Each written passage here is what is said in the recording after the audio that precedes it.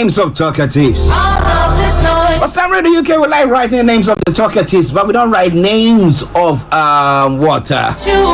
destructive talkatives. We write names of constructive talkatives. For they are the ones that matter, not those who are just making all sorts of noise, just criticizing anything. But here we're here to just bring you constructive criticism, yes, and that is what's supposed to be. And this morning, it is my pleasure once again to introduce you. Okay, he's going to be back. I think we're so happy to come back, and then something, he might have just clicked the wrong button, but whatever it is, I know that my brother, Mr. OLAYOMI KOIKI, is back on. So let me say, Yomi, good morning. Very good morning to you. Good morning to you, and good morning to our viewers and listeners, and welcome once again to the Tuesday on the 29th day of August, and it's good to be back after the long weekend bank holiday. Yes, so how are you? How was the weekend? How are my kids there? Well, the weekend was a very successful one. I think, it was a lovely one, especially that some of the kids were able to attend, the 55th section of the carnival that took place. And it was also a great one for some of us that made it down there. I was there yesterday, so I'll be giving a bit of analysis of what the outcome of it and what the police are saying as well when it comes to the carnival, because as we do know, the carnival is celebrated, in UK, and it's one of the way to bring, the community together. But what is the real reason behind the carnival? It seems that that reason has been lost from what I gained yesterday as well. So some of the officers yesterday there, as you can see in that image behind us. But the weekend was great, and it's good to be back as well, like I said, after the long bank holiday. All right, listeners, Star Radio UK, Mr. OLAYOMI KOIKI on North London Studios. I'm actually here in the South Studios, and we are bringing you updates from Nigeria. Now, before we go on our conversation, let me say good morning to Shamsuddin. Sham, I hope you are doing very, very, very well as well. He says, God bless Yoruba Nation. We want Yoruba Nation, and God bless you all. Okay, now let's crack on. Now, so how was the carnival? Is it the first time that you've been? I've been once, and I went and I said I wasn't going back any longer. I vowed. I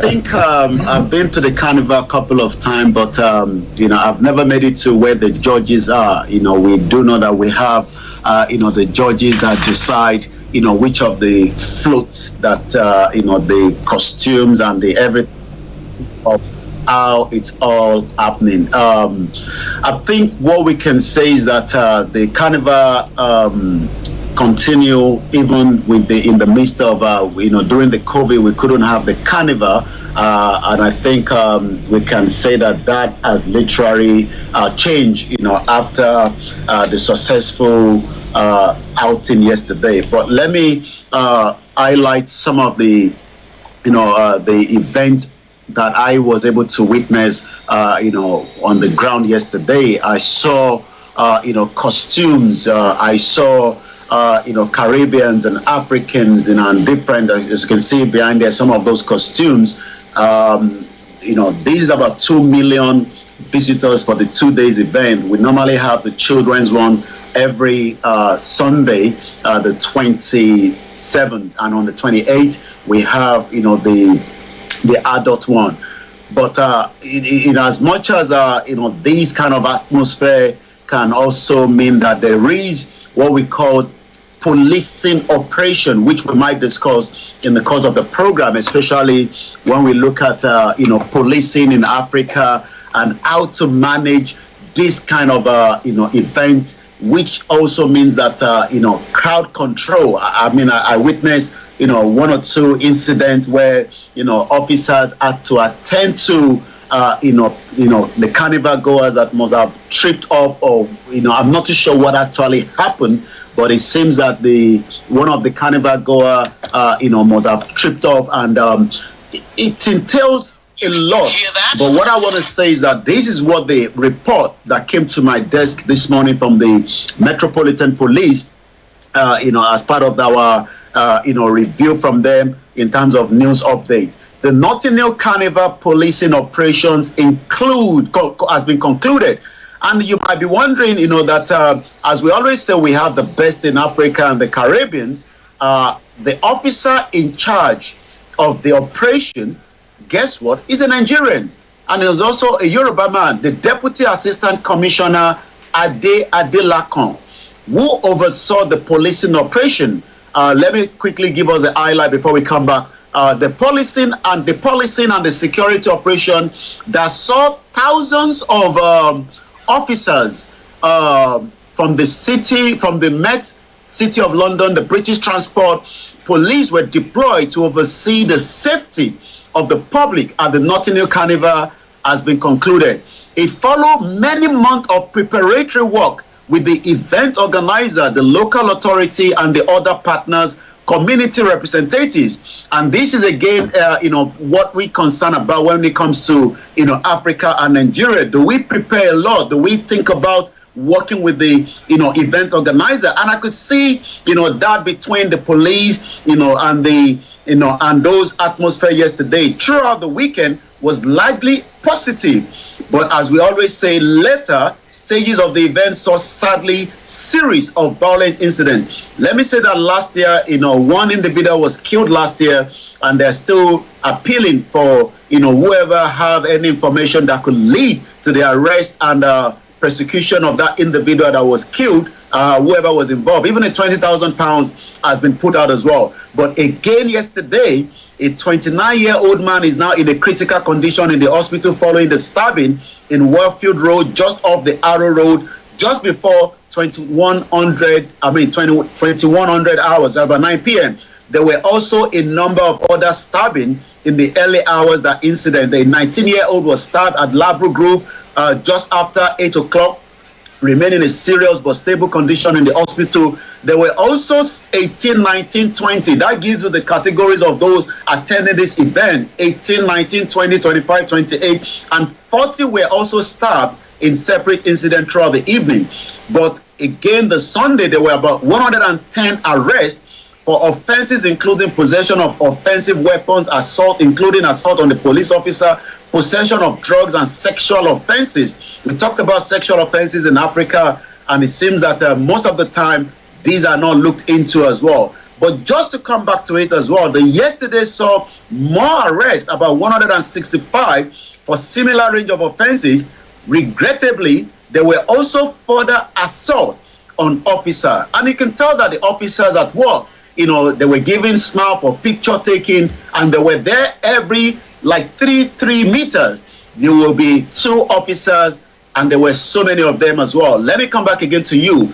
These were part of the highlight that we attended, the carnival yesterday. And like I said, all these were, the Deputy Assistant Commissioner, Mr. Adelakan, who oversaw the policing, says it is regrettable that for the second year in a row, the Monday night at the carnival has been marred by serious violence. STARR Radio UK, the finest African and guess what, Caribbean radio station, and you can tell that the costume were just too beautiful. Well, as for the costume, we will all say it's beautiful. The floats, I remember when I went there for the first time, looking at the floats and everything, I was like, oh, wow, that's nice. But I remember there were 5 of us who went to the event. We ended up, we lost each other. It's only 2 of us who go home. I decided not to do the same thing like I did last year. I went out with a couple of people last year, and it seems that some of those elderly were being lifted, along the routes, and we eventually lost each other. And it seems that everybody found their way back home anyway.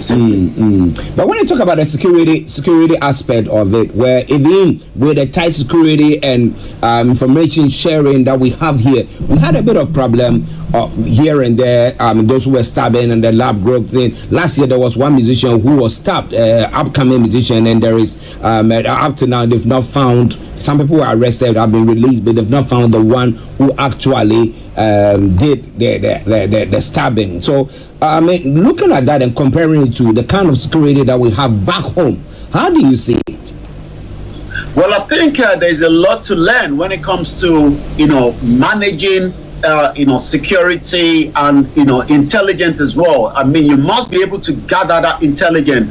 A firearm was actually taken away yesterday. You can imagine, if we were able to pinpoint as quickly as possible a firearm that could have been used, to kill or injure as many partygoers yesterday. But the officers got that intelligence, and that intelligence was very right, and that firearm was moved out of the vicinity of the carnival environment as well. Again, let's talk about the food. We're talking about many food will have been produced, tons and tons. Safety, food and hygiene. I saw almost the kind of food safety that you might think of. In as much as we want people to come and have fun, but we don't want to get back home and then have food poison. So that literally means that we're not talking about just the policing, we're talking about the food safety. I saw the fire brigade at some point. I wasn't sure why they were there, but it seems that maybe they were there just for the purpose again of the fire safety as well. The ambulances, the emergency services.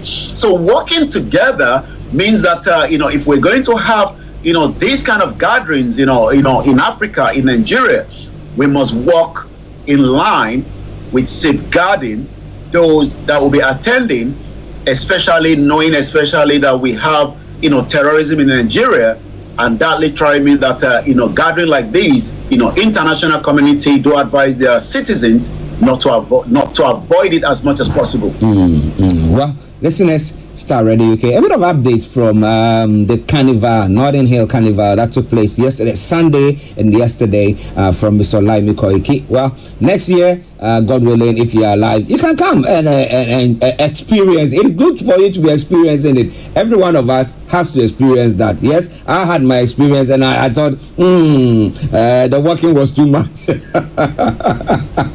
But you see, Yomi is my younger brother, so he is younger than me, so he can walk more than I do. The walking is already telling on the body. Well, let's STARR Radio UK. Mr. OLAYOMI KOIKI in our North London studios. I'm actually here in the South studios, and we're bringing you updates from Nigeria. Now, we will all think that, well, if people go to the universities and they come out, they should be, when we come to digitalization, they should be up there, they should be able to use computers and do all stuff. But it doesn't seem to be the story that we are hearing this morning. We're talking about the fact that, let me just get that story. 85% of Nigerian graduates have no digital skills. Yes, 85%. So you ask yourself the question that the education or the syllabus that we are giving to our university students, are they ones that are lined up to help our development, or is just something that we pay from old age? The person has passed. He's graduated and he's going. Or is it the fault of government? Because we're talking about electricity, we're talking about the fact that people cannot even afford computers, and what kind of computers are they even using? All that stuff going on. Yomi, what do you think? Well, there's a lot to blame when it comes to the current situation. Sorry, bear with me. There is a lot to blame.